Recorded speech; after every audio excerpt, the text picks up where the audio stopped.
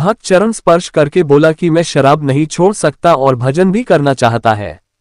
संत ने मुस्कुराकर कहा, और कोई समस्या? एक युवक बड़े संत के पास गया और बोला, आप मुझे दीक्षा देकर मेरा उद्धार कीजिए, परंतु मेरी कुछ मांगों को पूरा करके मुझ पर कृपा करें। आशा है कि आप मुझे निराश नहीं लौटाएंगे। संत उसके भाव पर रीझकर बोले, ठीक है, मैं तुम्हें दीक्षा दूंगा, तुम अपनी मांग रखो। भक्त चरण स्पर्श करके बोला कि मैं शराब नहीं छोड़ सकता और भजन भी करना चाहता है। संत ने मुस्कुराकर कहा, और कोई समस्या? भक्त ने झिझकते हुए कहा, मैं चोटी भी नहीं रखना चाहता। संत ने फिर कहा, कोई और इच्छा तो बाकी नहीं रह गई? उसने प्रसन्न होकर कहा, नहीं प्रभु, और कोई इच्छा नहीं है।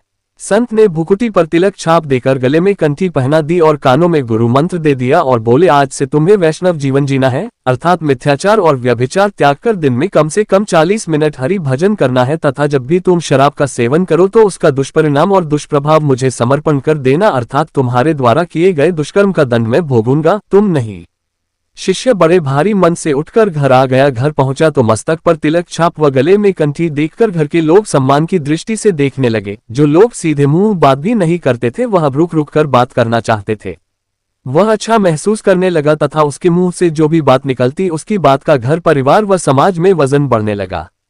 अब अंदर से तो शराब पीने की इच्छा होती नहीं, परंतु दिमाग में रह रहकर शराब की याद आती कि बहुत दिन हो गए, आज पीऊंगा। और एक दिन वह शराब की बोतल खोलकर बैठ गया। जैसे ही गिलास मुंह से लगाया, तुरंत गुरुदेव की स्मृति हो आई कि मेरे द्वारा किए गए पापों का दंड उन्हें भोगना होगा। गिलास छूट गया और आंखों से अविरल अश्रुधारा बहने लगी।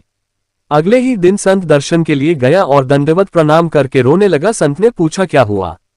क्या मैंने कोई ज्यादा कठिनाइयों भर जीवन दे दिया? शिष्य बोला, नहीं भगवान, जीवन तो मैंने आपका संकट में डाल दिया है। मेरे पाप कर्मों का दंड आप क्यों भोगेंगे? मुझसे घोर अपराध हुआ है। आपने मुझे शरणागति प्रदान कर मेरा उद्धार किया और मैंने आपका ही जीवन संकट में डाल दिया।